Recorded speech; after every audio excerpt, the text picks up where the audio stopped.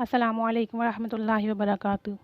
English Diary present 20 idioms with Urdu meaning and explanation. These idioms are very easy and very important. जब हम idioms को अपनी communication में अपनी spoken में यूज़ करते हैं तो हमारी communication और speaking बहुत improve होती है. So इसी वजह से इस वीडियो में आपको 20 best useful idioms बताए जा रहे हैं. So now start our video from the idiom number 1. The first idiom is the in thing. The in thing means कोई चीज़ जो इस वक्त बहुत मशहूर हो, इस वक्त बहुत ज़्यादा पॉपुलर हो, बहुत ज़्यादा यूज़ में हो. Something that is popular right now.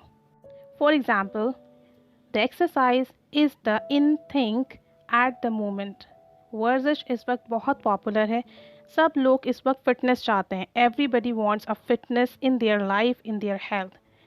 Number 2. All ears. Eager to listen. Want to listen something.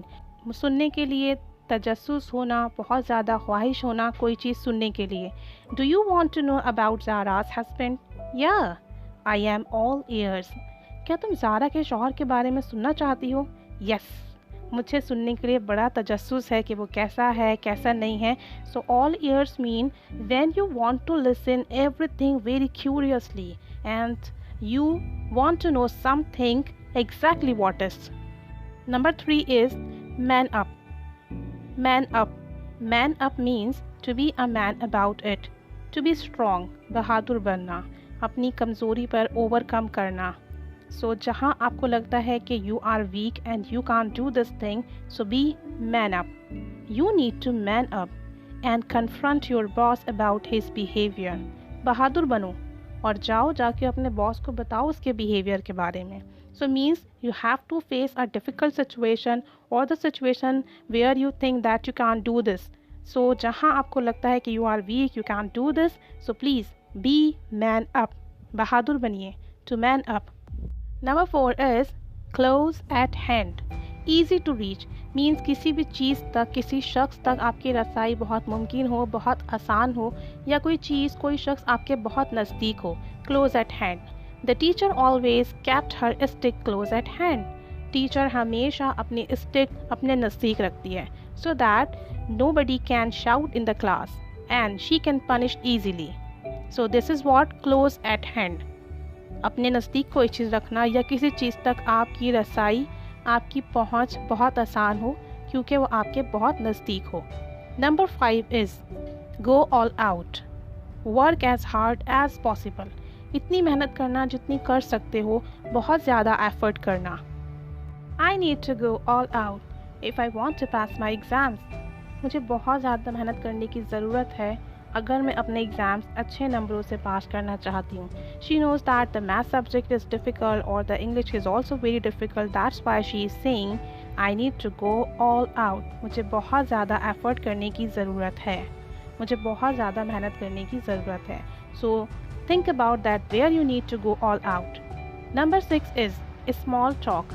Friendly and informative talk. यानी आपकी गुफ्तगू मालूमाती भी हो और दोस्ताना भी हो at a time.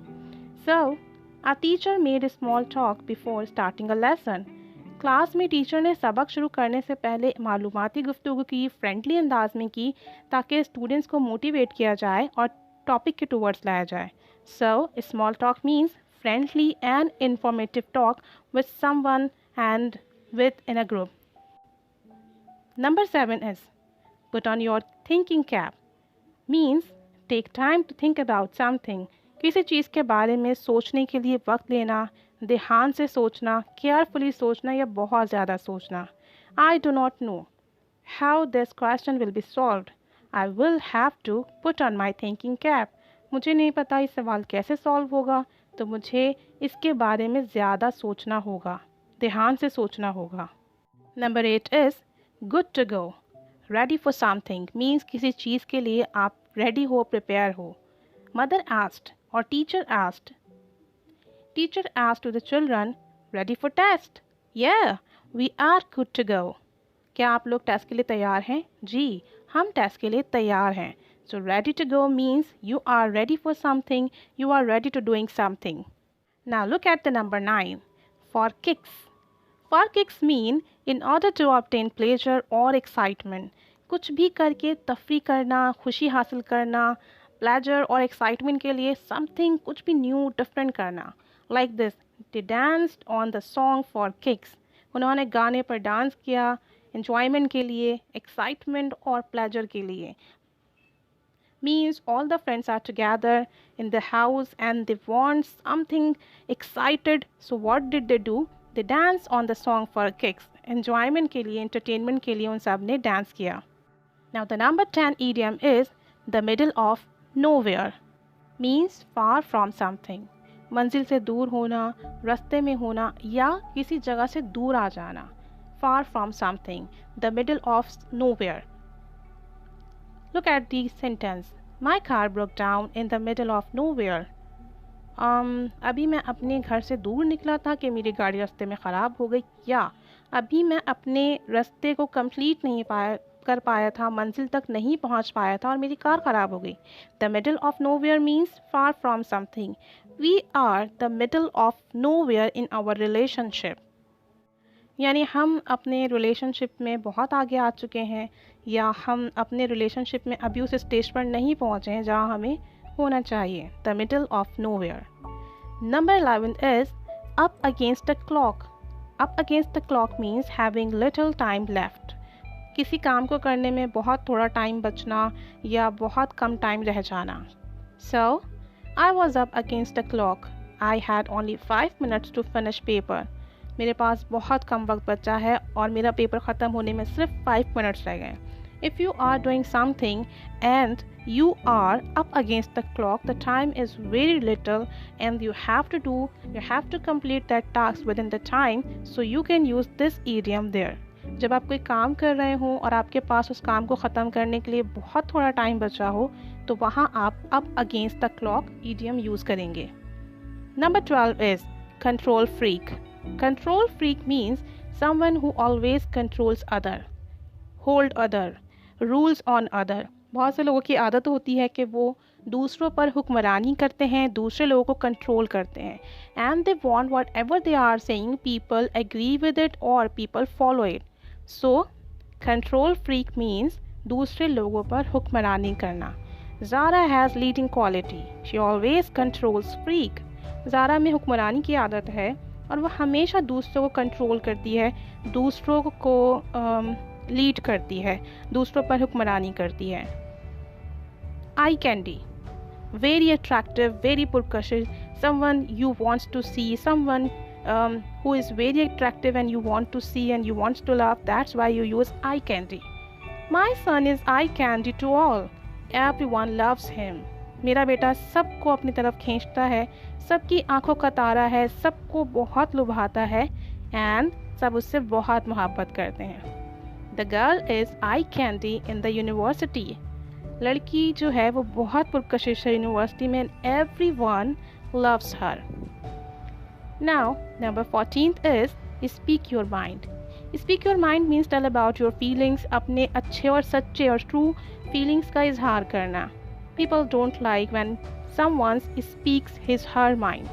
जब कोई शख्स अपनी सच्ची फीलिंग्स का इजहार करता है तो लोगों को अक्सर पसंद नहीं आता. So think about whenever you spoke your mind and who did not like and who liked it. Just think about. So whenever you want to speak truly about your feelings, you will use idiom speak your mind. Number 15th is ups and downs. ऊंच नीच होना, अच्छे बुरे हालात होना, good and bad times. ज़िंदगी अच्छे और बुरे हालात का नाम है. ज़िंदगी हमेशा एक सी नहीं रहती. ज़िंदगी जो है अच्छे बुरे हालात को फेस करने का नाम है. Life is all about to face ups and downs. Number 16 is get a move on. Hurry, rush, जल्दी में होना. I need to get a move on. I am late. मुझे जल्दी करने की ज़रूरत है, मुझे देर हो गई है. Means somebody who is late from anywhere else or somebody is late. So when a person is in hurry, you will say get a move on. Number 7 is top notch. Top notch means very good and of the highest level, of quality, किसी के पास बहुत ज़बरदस्त qualities हो, कोई अपनी level पे अपनी skills में बहुत अप लेवल पर हो, तो you will use top notch. Our accountant manager is top notch in our company. हमारे अकाउंटेंट मैनेजर इस कंपनी में हाईएस्ट लेवल पर हैं, हाईएस्ट स्किलफुल पर्सन है। Number 18 is a soft spot means I special liking for something someone. किसी भी चीज़ को बहुत ज़्यादा पसंद करना, बहुत इंपॉर्टेंट एंड स्पेशल फीलिंग्स रखना। We have a soft spot for our children. हम अपने बच्चों को बहुत ज़्यादा पसंद करते हैं। Number 19 is a night owl, someone who stays up late. जिसे रात को देर तक जागने की आदत हो, हम कह सकते हैं he is a night owl. Ali is a night owl, he never goes to bed before 4 AM। Ali को देर तक जागने की आदत है, वो कभी भी 4 बजे से पहले सोने नहीं जाता। So he is a night owl. Number 20 is have a sweet tooth, to enjoy eating sweet things, to enjoy eating sweets too much. जिसको मीठा खाने का बहुत शौक हो। So I have a sweet tooth specially for cakes. मुझे मीठे खाने का बहुत शौक है, और specially for cake. So when somebody likes eating sweet a lot, so you can use this idiom, have a sweet tooth. So these are 20 idioms, very simple, very easy and very useful. So try to learn these idioms, try to use these idioms in your conversation. I hope you enjoy this lesson. If you like the video, share with your friends and keep learning, keep staying with us. Keep practicing. Thanks for watching.